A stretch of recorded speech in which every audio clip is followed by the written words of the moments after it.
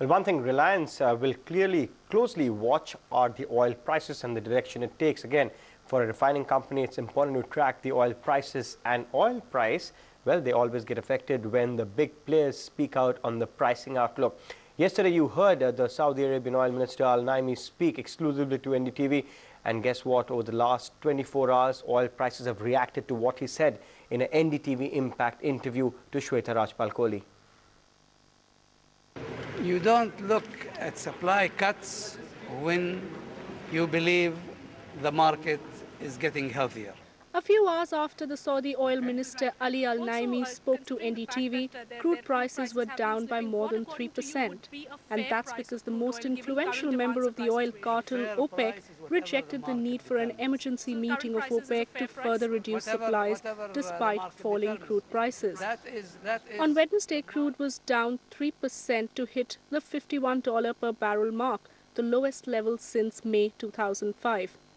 Clearly, Saudi Arabia, OPEC's largest producer, wants to first assess the impact of output cuts already announced before curbing supplies any further. But even as the OPEC leader set the stage for a further fall in crude prices when he arrived in New Delhi last night, he was more guarded when he spoke to the Indian media today.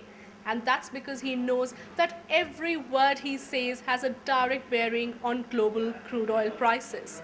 Statements of ministers move the market, so we should be very careful of what we say, because that defeats the purpose if we do not want to see the market volatile.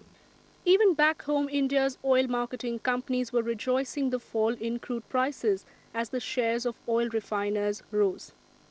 But even as Al-Naimi and his OPEC peers like Nigerian Energy Minister Edmund Akuru say falling crude prices are not a cause of worry, the oil cartel has clearly failed to keep prices above the $60 per barrel target. You had said once in an interview that $60 is a fair price for oil. Do you agree with that? $60 is a fair price. We strive for balanced markets where demand and supply are in balance. That's what I said.